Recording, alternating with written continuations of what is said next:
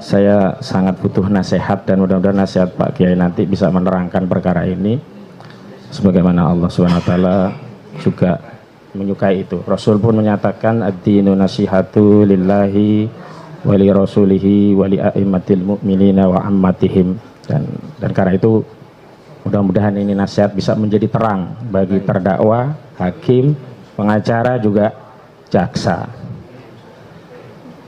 Saudara ahli, saudara tadi mengatakan jika ada suatu khobar, saudara katakan harus klarifikasi, tabayun istilah Al-Quran. Dan tadi sudah disebut juga, ya ayyuhalladzina amanu in ja'akum fasikum binaba'i fatabayanu. Dalam konteks ada orang yang menyatakan ijazah itu palsu dan ia membuat buku untuk membuktikan ijazahnya. Bahkan dia menggunakan takkid dengan mubahalah. Sampailah kabar itu kepada saudara. Dalam hal ini kasus mubahalah ini, apakah saudara sudah melakukan tabayun kepada terdakwa Bambang Trimulyono atau Gus Nur? Baik, saya kapasitasnya tidak ingin mengatakan benar atau tidak sah. Bukan pertanyaannya apakah sudah tabayun atau belum kepada terdakwa ini? Saya tidak pernah ketemu. Pertanyaan saya, sudah pernah tabayun atau belum? Belum. Nah, baik, saya lanjut. Karena saudara katakan ija'akum fasikum binabain fatabayan. Itu titiknya. Penonton tenang. Saya lanjutkan ya. Saudara ahli, saudara katakan kaidah fikih, kaidah syarah menyatakan al-bayyinatu 'alal mudda'i wal yamin 'ala man ankara. Ala man ankara. Siapa yang mengingkari begitu. Pertanyaan saya, jika ada suatu kasus orang menuduh kabar bohong, orang menuduh penistaan agama, orang menuduh mengedarkan kebencian dan permusuhan berdasarkan sara, siapa yang harus membuktikan? Apakah orang yang dituduh atau orang yang menuduh pidana sara? Saya fokus yang mulia ya, kepada kasus, kepada beliau. Bukan pertanyaan saya. Kalau tidak bisa jawab, jawab saja. Tidak bisa menjawab. Saya fokus kepada pertanyaan saya tidak menjawab ini. Monggo ada dijawab kasus saja. lain. Tolong pengacara dipahami, saksi menjawab sesuai keahliannya. Baik, ini keahlian beliau katakan. Kewajiban membuktikan itu bagi orang yang mendakwa, orang yang menuduh. Nah, saya tanya kasus lain, tidak kasus terdakwa. Orang dituduh melakukan penistaan agama. Baik. Orang dituduh mengedarkan kabar bohong. Orang dituduh mengedarkan kebencian, permusuhan berdasarkan sara, suku, agama, ras, dan antar golongan. Dan masuk perkara. Siapa yang punya kewajiban al-bayyinah dalam kasus? Apakah terdakwa atau jaksa yang menuntut? Kasus siapa itu? Maksudnya bukan kasus ini. Bukan kasus ini. Ada orang. Saudara kan katakan, kalau ada orang menuduh harus membuktikan, mendakwa harus membuktikan. Nah, ini kalau ada kasus orang itu didakwa. Siapa yang didakwa? Saya tidak mau spesifik. Kan sebutkan. Pak Bang Egi bagus. Sebut ini. Tidak, saya tidak mau mengadili karena pendapat Anda itu hanya pertimbangan. Nanti yang menerapkan keterangan saudara adalah hakim. Baik, karena Bang Egi barusan saya ngomong. pendapat. Enggak, saya yang bertanya, bukan Bang Egi. Ya. Ini kaitannya dengan kaidah al-bayyinatu 'alal mudda'i wal yamin 'ala man ankara. Silakan. Hakim yang mulia, saya berbicara di tempat ini berdasarkan BAP, dan yang ditanyakan adalah kasus Pak Bambang Tri sama Gus Nur. Kalau dalam masalah ini saya jawab, saya tidak akan menjawab karena tidak tahu persoalan sebenarnya seperti apa. Baik, saya spesifikkan sekarang. Terdakwa ini didakwa, dituduh mengedarkan kabar bohong, lalu masuk perkaranya. Siapa yang punya kewajiban membuktikan dengan kaidah al-bayyinatu 'alal mudda'i tadi? Jaksa atau terdakwa yang harus membuktikan? Karena beliau ini yang bersumpah, menuduh. Bukan, dakwaannya beliau bersumpah. Pertanyaan saya, dengarkan saudara Ali. Ada dakwaan. Terdakwa didakwa menyebarkan kabar bohong. Siapa yang punya kewajiban membuktikan kebohongan tadi berdasarkan kaidah al-bayyinatu 'alal mudda'i, bukan kasus yang lain ya ini. Baik, terima kasih. Ya. Dalam masalah ini yang harus membuktikan kebenarannya adalah yang menuduh. Bagus, baik. Yang menuduh itu siapa? Bukan, itu kan menuduh dalam masalah. Sebentar Pak. Saya sebentar. Sekali Sebentar lagi saja, ini. saya luruskan Pak Yai. Nggih. Jadi ditanyakan oleh penasihat hukum tadi, kedua orang terdakwa ini didakwa melakukan tindak pidana penyebaran kabar bohong. Ya. Jadi yang menuduh itu memang tuduhannya tuh jaksa mewakili negara. Jadi bukan ini ya. Memang di dalam pertanyaannya tuh, Oh ya. kali ini jaksa yang menuduh Baik. mereka menyiarkan berita bohong, sehingga siapa yang menuduh sesuai pendapat Anda tadi kan, siapa yang menuduh itu yang harus membuktikan kan gitu. Baik. Deh. Dalam hal ini saudara Gus Nur sama Mas Bambang Tri dituduh, kan begitu kan? Sebagai penista agama. Iya, didakwa. Ya dituduh, didakwa. Didakwa itu dituduh sama nggih, didakwa. Dituduh Iya. sebagai penista agama, benar. Nggih, tuduhannya Kan itu penyebaran berita kebohongan, penodaan Enggak, saya- agama, nggih. Nggih. Hakim yang mulia, Nggih. kasusnya ini kan jelas. Nggih. Beliau ini adalah terdakwa sebagai penista agama. Betul. Itu Benar. tuduhannya, nggih, tuduhannya. Betul. Ya, tuduhan Tuduhan dakwaannya, dakwaannya nggih. Kemudian beliau ini menampilkan banyak hal. Videonya ditampilkan. Nggih. Kemudian saksi-saksi ahli ditampilkan. Nggih. Kan semacam itu. Nggih. Maka saya sebagai saksi ahli ingin mengatakan bahwa al-mudda'i alal bayyinah, bagi yang menuduh harus mendatangkan bukti. Al-bayyinah alal mudda'i. Kemudian bagi orang yang, mohon maaf, jangan diganggu dulu dong. Bagi orang yang ingkar cukup dengan sumpah. Baik. Maka dalam hal ini tidak akan berubah saya menyampaikan ini karena kaidah agama. Nggih. Demikian. Nggih. Silakan.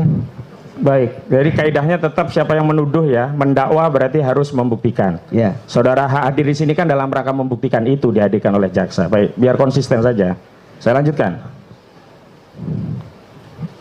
Kita awali dari status saudara biar nanti tidak menjadi obskur. Apakah status saudara itu atas pribadi atau yang lainnya. Pertama saudara sebutkan sebagai dari Aswaja Center NU.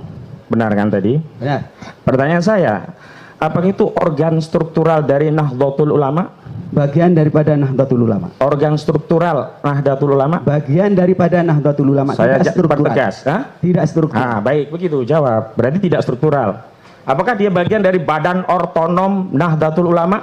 Bukan otonom, tetapi sudah diputuskan di dalam muktamar sebagai lembaga. Baik, saya pertanyakan. Badan otonom bukan? Jawab sesuai pertanyaan dulu. Lembaga dari Nahdlatul Ulama. Pertanyaan saya.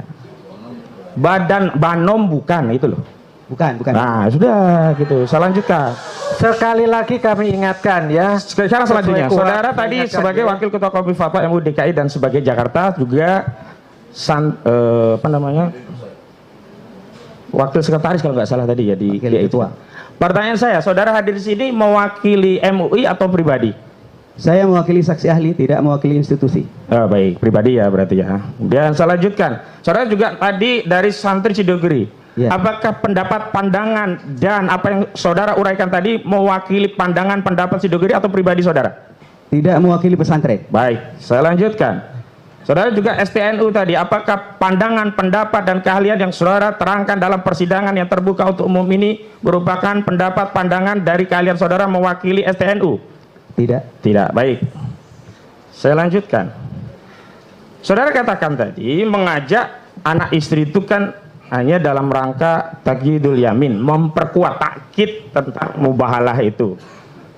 Apakah itu menjadi syarat mutlak atau hanya syarat afdoliyah dalam mubahalah? Syarat afdoliyah. Syarat afdoliyah. Baik. Saudara juga katakan tadi, yang lebih utama adalah masalah ad-din, akidah dan agama. Apakah itu syarat mutlak atau syarat afdoliyah? Yang maksudnya di mana? Apakah harus itu, di luar itu tidak boleh? Boleh tapi dihindari. Boleh ya, tapi lebih afdol kalau dihindari. Betul kan? Artinya kalau orang mengambil itu kan apakah hukumnya mubah atau haram? Boleh saja. Boleh, mubah ya, berarti mubah ini terdakwa. Saya lanjutkan. Saudara ahli, saya awali dari takrif ya, biar kita nanti bisa mempersepsikan kasus ini secara deskriptif kepada unsur-unsur pidananya. Saya awali dari takrif. Tadi saudara masih menjelaskan secara aspek bahasa lughawi gitu. Tolong dijelaskan takrif mubahalah secara istilahiyah atau secara syarak, monggo. Baik. Mubahalah itu adalah sebuah praktek sumpah yang dilakukan oleh dua orang. Setelah salah satunya masing-masing dari kedua pihak membuktikan kebenarannya, dan salah satunya mau diajak mubahalah, maka itulah mubahalah. Saya lanjutkan.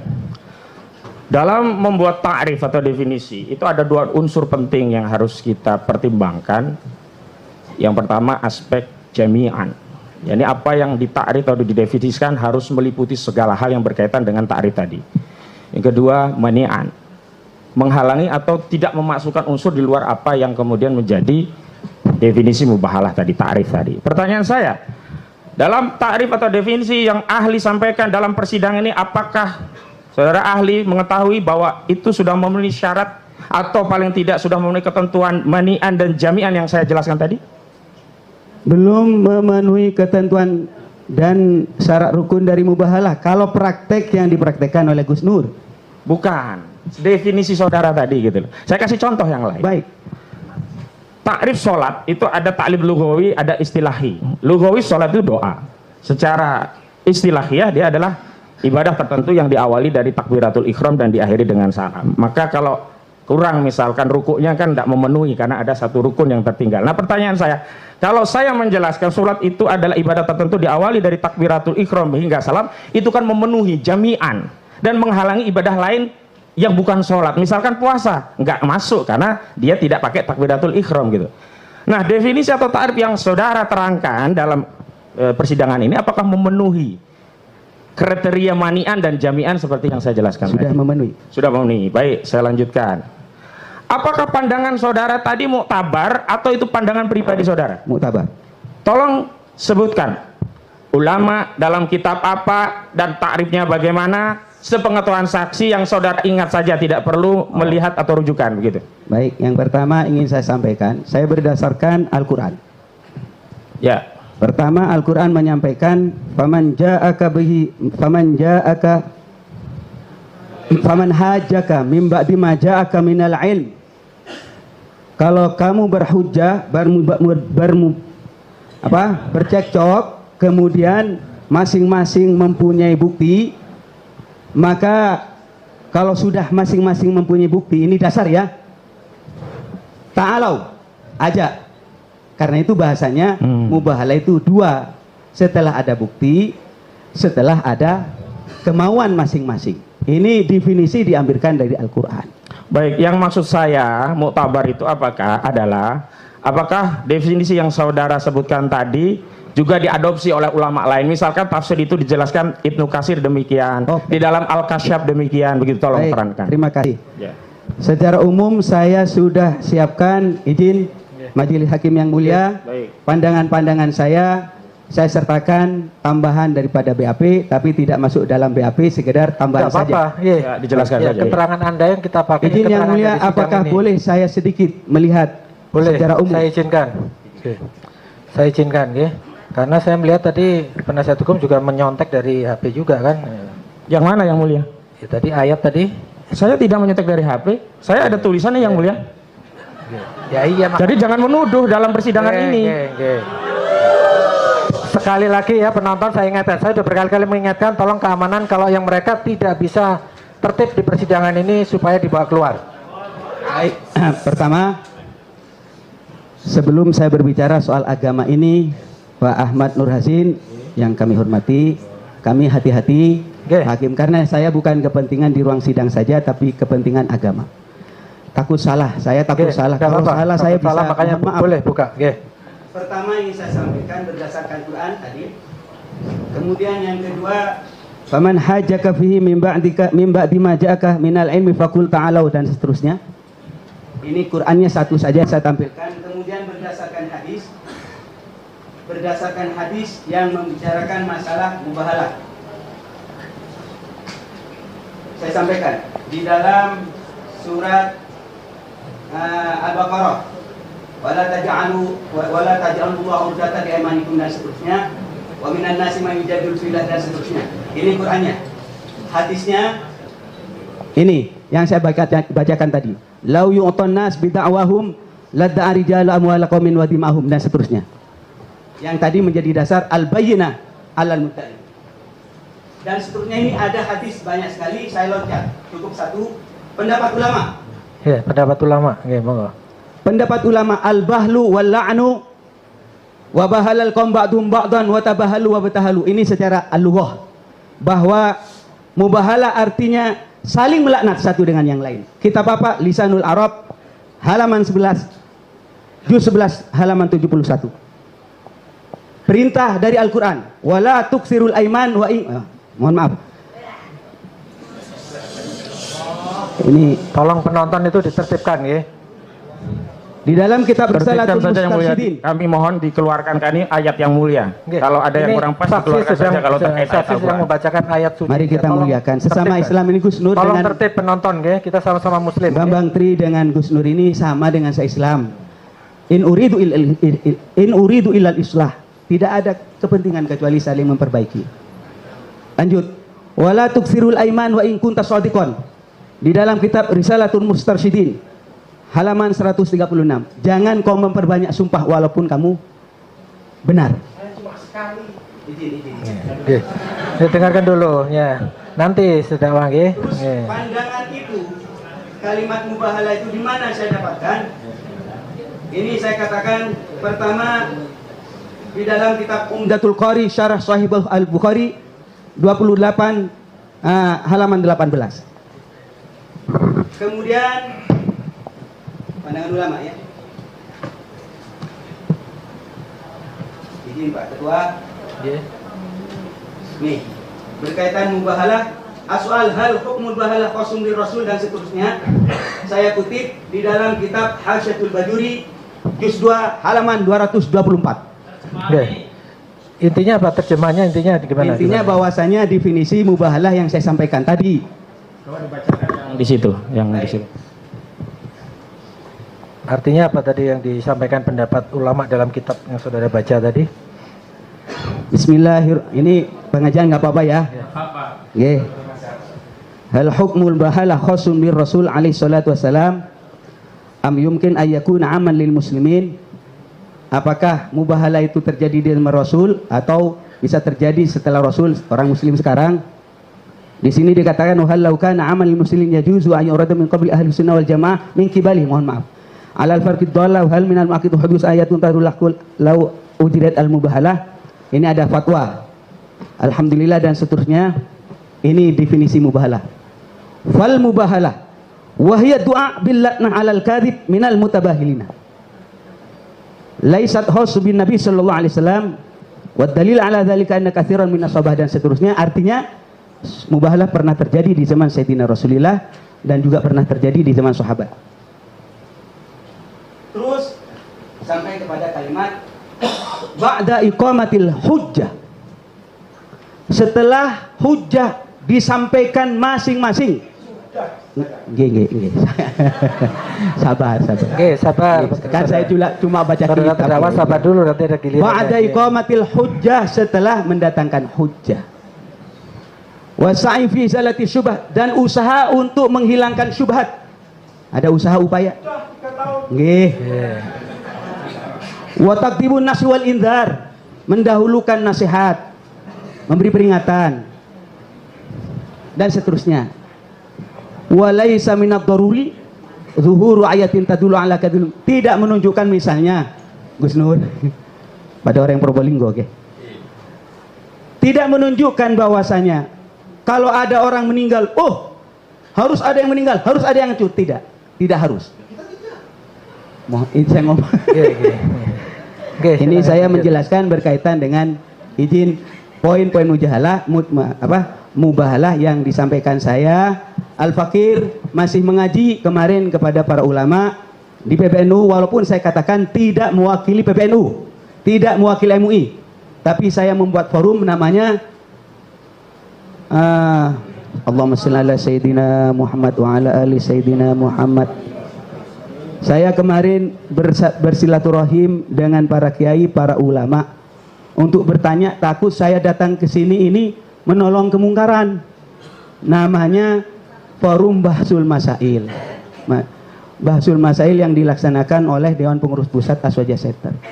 Datang 50 ulama, saya sebut satu-satunya, diantaranya Ketua Lembaga Bahsul Masail Nahdlatul Ulama, Ketua, Sekretaris, Wakil Sekretaris, Sekretaris Majelis Ulama Komisi Fatwa DKI, ada juga Wakil Sekretaris Komisi Fatwa MUI Pusat 2 orang, dan banyak lagi dari yang lain, dari ormas yang lain.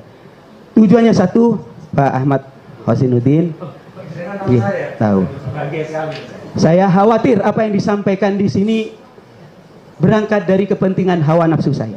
Malah dalam forum itu saya tanya Gus Nur, kalau memang Gus Nur itu benar, ayo kita katakan benar.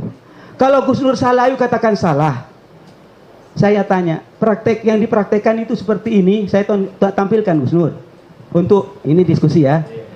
Saya tampilkan, apakah ini benar secara syariat? Dikatakan tidak benar, kan keputusannya nanti saya sampaikan kepada hakim sebagai tambahan. Maka dalam hal ini mohon izin kalau keterbatasan memori saya, tetapi semua sudah tercatat di sini. Demikian Pak Ustadz Ahmad Hosinuddin. Matur suwun Pak Yai, saya lanjutkan. Setelah ta'rif saya masuk kepada syarat dan rukun. Karena ibadah kita itu dalam akad-akad ibadah tentu harus memenuhi keduanya. Baik. Tolong dijelaskan apa ta'rif dari syarat. Saya tidak akan menjelaskan di tempat ini. Saya tidak bisa menjelaskan di depan. Tidak mau menjawab, tidak menjelaskan. Tidak mau menjelaskan. Baik. Kalau pemahaman syarat itu segala hal yang harus dipenuhi sebelum terjadinya akad, itu syarat. Yang kedua, apa yang dimaksud dengan rukun? Saya tidak menjawab itu. Baik. Kalau menurut saya mau ingin jelaskan, rukun itu adalah sesuatu yang harus hadir dalam sebuah akad. Misalkan sholat, takbiratul ihram itu rukun, ruku itu rukun, salam itu rukun. Kalau kurang berarti tidak terpenuhi rukun. Sementara kalau bersuci itu syarat, sebelum sholat syaratnya gitu. Nah, dalam kasus ini apa yang dilanggar dari, ya katakanlah tadi saudara sudah menyatakan itu ada yang dilanggar gitu. Itu masuk kategori rukun atau syarat yang kemudian dilanggar? Saya sampaikan bahwa pelanggaran yang dilakukan dalam praktek mubahalah itu adalah tidak adanya 2 orang. Terserah Anda menyebutkan apa itu. Ya, rukun itu. Tidak adanya 2 orang. Harusnya mubahalah 2 orang. Ya. Bukan panjenengan sendiri. Saya anggap paket ya, panjenengan sama Pak Bambang. Bukan 1 orang, tapi harus 2 orang. Saya lanjutkan. Kemudian yang kedua, saya ulangi lagi, mim ba'di ma ja'aka minal ilm. Maksudnya apa? Harus tahu, sadar bahwa punya kebenaran masing-masing. Baru nanti diajak ta'alau. Ayo mubahalah. Saya lanjutkan. Tadi harus ada 2 pihak. 2 pihak itu harus dalam satu majelis akad atau boleh mubahalah tidak dalam satu majelis akad? Sekali lagi harus persetujuan. Harus persetujuan. Ya, kalau sudah setuju misalnya, mubahalah itu kan harus 2 pihak. Itu haruskah dalam satu majelis akad atau boleh terpisah atau Saya boleh menggunakan sarana? Dalam hal ini tentu akan dikembalikan kepada hakim. Ini pandangan saya. Pandangan saudara. Pandangan saya. Ya. Misalkan kan ada juga akad nikah ijab kabul lewat HP itu sudah ada fatwa. Saya nikahi kamu gitu. Kemudian ada wali yang mengatakan si ini ya yang diijab kabul kuterima nikahnya, tidak satu majelis akad tapi menggunakan sarana misalnya. Nah, dalam kasus mubahalah ini misalkan tidak satu majelis akad, boleh tidak gitu? Tidak boleh karena ini kan mubahalah sepihak. Baik. Nah, itu yang saya tanya. Ya, lanjutkan. Sekarang saudara saksi, saudara ahli, dalam kasus mubahalah ini itu saya mau merujuk fatwa Majelis Ulama Indonesia tahun 2011 November kalau tidak salah saya baca. Itu ada banyak fatwa, ada fatwa tentang jihad dan khilafah ajaran Islam, juga termasuk di dalamnya adalah ada syarat dan ketentuan tentang penodaan agama. Baik. Begitu. Tolong diterangkan apa itu syarat dan ketentuan penodaan agama yang saudara ketahui tidak berdasarkan fatwa itu. Kalau saudara tahu fatwa itu, monggo. Baik. Dawabit dan kriteria penodaan agama. Berdasarkan pengetahuan yang saya tahu, karena saya ada di dalam Majelis Ulama Indonesia, saya harus tahu. Dan ternyata tercatat di sini hakim ketua. Dawabit kriterianya. Kriteria dan batasan tindakan yang termasuk dalam kategori perbuatan penodaan dan penistaan agama Islam adalah perbuatan menghina, menghujat, melecehkan, dan bentuk-bentuk perbuatan yang lain yang merendahkan siapa? Al-Quran, Nabi Muhammad, Allah Subhanahu wa Ta'ala, ibadah mahdoh, sholat puasa, sahabat Rasulullah, simbol-simbol dan syiar agama yang disakralkan seperti Ka'bah, masjid, adzan, termasuk adalah sumpah-sumpah yang dipraktikkan. Termasuk dalam tindakan penodaan agama sebagaimana disebut dalam angka 1 adalah perbuatan yang dilakukan namun tidak terbatas dalam bentuk namun tak terbatas dalam bentuk pembuatan gambar, ini poster, karikatur, konten video, ya, media cetak, media sosial, pernyataan dan ucapan di muka umum dan media. Ini adalah kriteria dawabit, kriteria penodaan agama yang saya kutip dari Majelis Ulama Indonesia, dan saya harus mengutip karena saya ada di dalamnya. Baik, itu dari Fatwa Majelis Ulama. Baik, ya. Ya. Saya lanjutkan. Tadi kan yang paling krusial adalah tidak dalam satu majelis akad tidak ada dua pihak, tidak ada akidain gitu loh. Kalau ini pernikahan nggak ada ijab kabul, ini ijab sendirian. Baik, gitu ya, Pak Ustadz. Ya. Dalam konteks misalkan ini akad ijab kabul, apa implikasi dari akad kalau ada orang ijab tapi tidak ada kabul? Kalau ini saya langsung tidak, ini akad dulu. Izin, saya tidak lari kemana-mana. Ini bisa menjawab enggak pertanyaan saya ini? Saya tidak akan menjawab. Tidak bisa menjawab atau tidak akan menjawab? Tidak akan menjawab soal ijab kabul selain kasus ini. Nah, nanti saya masuk ke situ. Kalau ini tidak mau menjawab. Baik, saya lanjutkan. Kalau di dalam sholat itu ada salah satu rukun tidak terpenuhi, apa implikasi hukumnya? Batal. Batal, baik. Seorang muslim sholat tidak terpenuhi rukunnya, batal. Apakah dia kemudian juga disebut sebagai penoda agama? Tidak otomatis. Persoalannya adalah lanjut. Ketika diumumkan, ya, ketika di YouTube-kan, ya, andaikan salah berdua, Gus, sholatnya salah, ya, hanya misalnya tidak memenuhi syarat rukun, rukun di dalamnya, misalnya rukun nggak sesuai nih, hanya batal begitu saja. Tetapi ketika diumumkan beda lagi. Baik, pertanyaan selanjutnya. Ada orang bermubahalah dan sudah punya bukti, yakin, bahkan hakul yakin, dan kemudian dia siap dengan al-yamin, dengan bukti, tapi dia juga mau bermubahalah gitu. Saudara katakan tadi sudah mengumpulkan bukti gitu. Dalam kasus ini saya kasih tahu juga ya biar tahu. Gus Nur itu sudah mengumpulkan Bambang itu sudah mengumpulkan bukti penelitian 3 tahun, terus dalam buku Jokowi Undercover. Itu sudah. Intinya apa itu? Terus dia kemudian menggugat. Enggak, inti daripada bukti itu apa? Pertanyaannya. Bukti itu menjelaskan bahwa ijazah Jokowi SD, SMP, SMA palsu. Terbukti? Bukti itu ada. Enggak terbukti di hakim enggak? Sedang digugat. Nah, saya lanjutkan. Sedang nanya kan nggak apa-apa ngobrol. Ya, kemudian digugat. Itu kan berarti ada itikat baik untuk menggugat. Kemudian terjadi kasus ini. Pertanyaan saya, apakah segala hal bukti itu harus disampaikan di dalam forum persidangan? Saya mengatakan di luar proses hukum, gitu. Baik, tentu pembuktian itu banyak cara.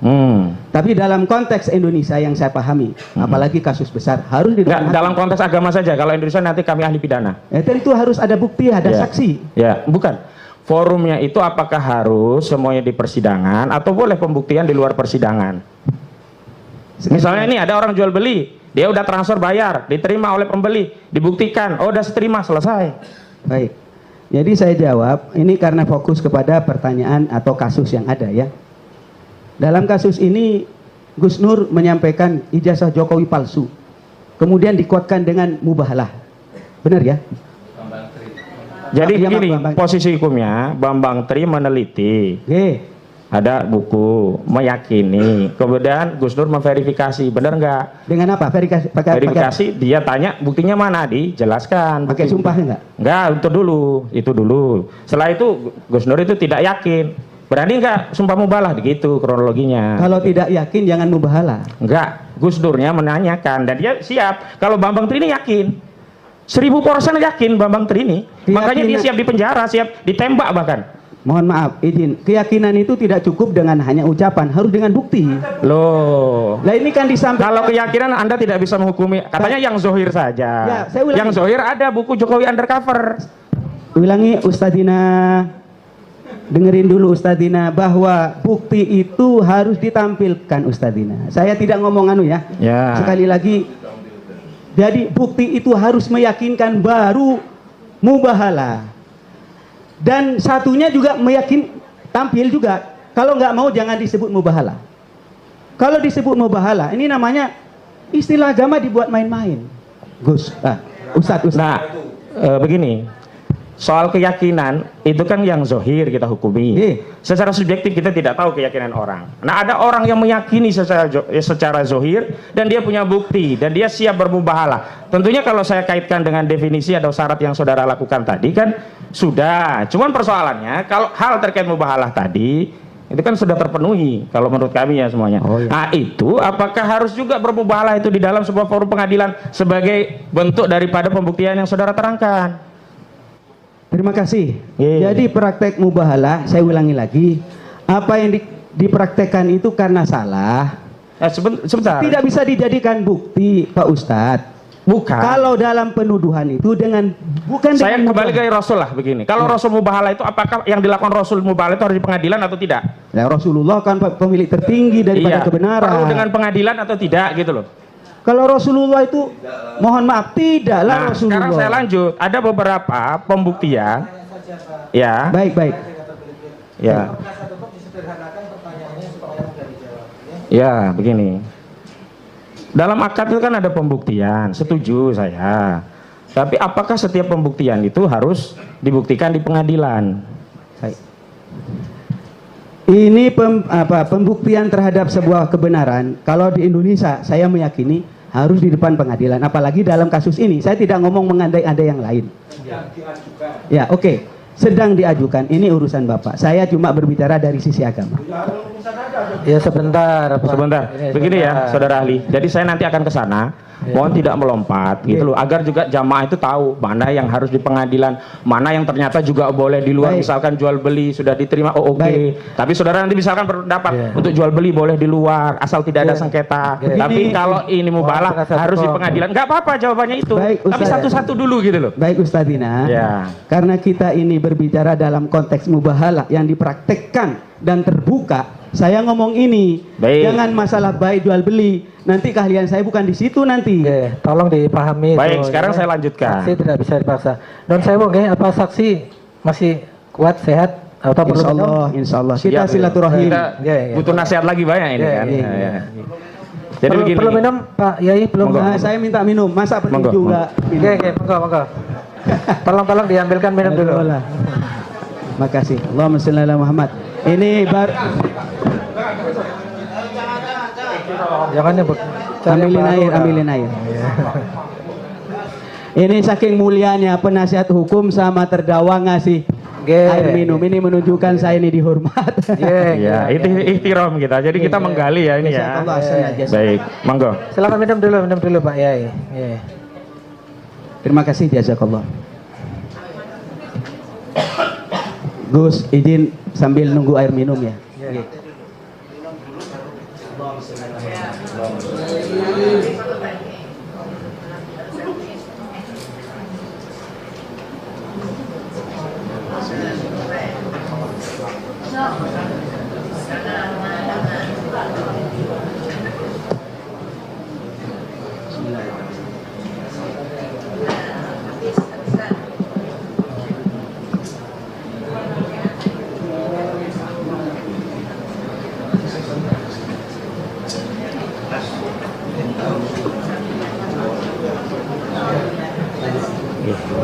Silakan dilanjutkan penasihat hukum. Jazakallah. Baik. Terus sampai berdiri saya takut cantengan. Duduk sajalah. Ya, cantengan. Boleh yang mulia. Izin sebentar sambil cantengan ini. Anda mungkin supaya jangan kaku kakinya kesemutan. Belum. Lanjut.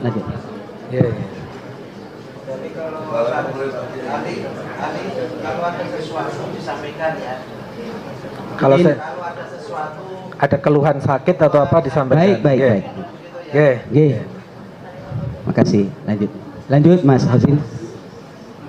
Dalam praktik mubahalah sepanjang peradaban Islam, sepengetahuan ahli, pernahkah terjadi implikasi mubahalah itu terjadi pada kaum tertentu, orang tertentu, dan seterusnya? Saya kurang memahami, tetapi para ulama menghindari mubahalah. Menghindari mubahalah. Dan ini saya sampaikan tadi kan, dari zaman sahabat pernah terjadi, di zaman para tabiin pernah terjadi. Artinya selain dalam masalah akidah, pernah, dalam masalah muamalah malah, masalah waris juga. Namun demikian, kalau praktik mubahalahnya tidak sesuai, ini yang titik tekannya, yang disebut dengan penistaan itu. Saya harus menyampaikan, kalau disengaja. Belum bertanya ke situ. Pertanyaan saya, dalam praktis sepanjang sejarah peradaban Islam, dari Rasulullah, sahabat, tabi'in, para ulama, sampai yang mutaakhirin begini gitu loh. Ada nggak kasus karena suatu kisah yang mubahalah, dia terbukti keliru, terus ada laknat, itu loh maksud saya, pertanyaan saya. Pernah nggak di memori atau pernah membaca di kitab apa begitu? Sesuai pengetahuan saksi. Pengetahuan saya terbatas di zaman Rasulullah saja. Di zaman Rasulullah, Nabi Muhammad ngajak mubahalah karena masing-masing punya bukti, izin, punya bukti, diajak, Nasrani, kalau kamu memang benar, ta'alau, ayo. Ternyata Nasrani nggak mau. Nggak berani, karena mereka mengatakan kalau kita mau nggak ada orang Nasrani di bumi. Saking apanya, saking ngerinya itu. Demikian. Yang lain, mohon maaf, literatur saya terbatas. Baik. Tapi di sini ada disampaikan. Baik. Saya lanjutkan. Dalam istimbatul hukmi atau menggali hukum, kalau dalam tata kelola perundangan itu kan kami ada urutan perundangan ya, pasal 7 Undang-Undang Nomor 12 Tahun 2011, 2011 tentang pembentukan peraturan perundang-undangan. Ada Undang-Undang Dasar, Undang-Undang atau Perpu, TAP MPR, Undang-Undang atau Perpu, Perpres, Perda dari provinsi, kota, dan kabupaten. Nah, dalam Islam, hierarki sumber hukum untuk melakukan istimbat hukum itu apa saja? Tentu kami mengacu kepada pengetahuan saya, Al-Quran, ya. Al-Hadis, kemudian Qawaidul Fikih, kemudian masuk kepada fikih, pandangan ulama. Ini urutan yang biasa kami pakai. Dan ini juga kami praktekkan dalam hasil Bahsul Masail nasional yang kami lakukan. Ini pertanyaan saya lagi, bagaimana pandangan ahli kalau ada yang mengambil satu al-masalih al-mursalah, kedua istihsan, dan ketiga sebagai diantara rujukan sumber hukum, pandangan ahli bagaimana? Karena saya di Nahdlatul Ulama dan saya tidak akan keluar dari konsep itu. Nahdlatul Ulama dan saya di dalamnya tetap menggunakan Al-Quran, hadis, ijma, qiyas. 4 itu ya? Iya. Tapi kalau umpamanya diruntut, Al-Quran, hadis, qawaidul fikih, fikih. Kalau kita katakan di dalam konsep organisasinya itu yang pertama. Maka umpamanya yang lain dipakai, itu bukan tradisi kami. Al-uruf, al-istihsan, dan seterusnya. Tapi saudara mengetahui bahwa ada tradisi intelektual keulamaan yang juga menggunakan itu di mazhab yang lain mungkin begitu? Silakan, saya mengacu kepada ini. Bagaimana Anda ketahui? Enggak, saya bertanya, saudara mengetahui tidak bahwa ada ulama lain yang merujuk sumber hukum selain 4 tadi dengan tambahan al-masalih mursalah, istihsan, uruf gitu. Ini pertanyaan, bukan penjelasan. Silakan, kan hak orang kan? Ada kan, ya boleh ya. Oke, saya lanjutkan. Dalam konteks yang saudara saudara jelaskan tadi itu kan, kalau boleh ya, saya kualifikasikan sesuatu yang istihadiyah, tidak ijma, ada perbedaan pandangan ya. Nah, dalam hal yang istihadiyah tadi, apa yang kita harus lakukan agar satu, mendapatkan kuatud dalil, ya argumentasi yang kuat. Yang kedua, bisa menghasilkan keputusan yang tegas, lebih kuat daripada yang lainnya. Atau kalau dalam istilah NU kan ada Bahsul Masail gitu kan. Kalau di Muhammadiyah ada tarjih begitu. Silakan. Baik. Izin yang mulia kami sampaikan berkaitan dengan istinbatul hukmi. Kita harus menghindari sesuatu yang mukhtalafih. Yang mujma' alaih dalam masalah praktek mubahalah yang saya sampaikan tadi, harus ada bukti dua-duanya.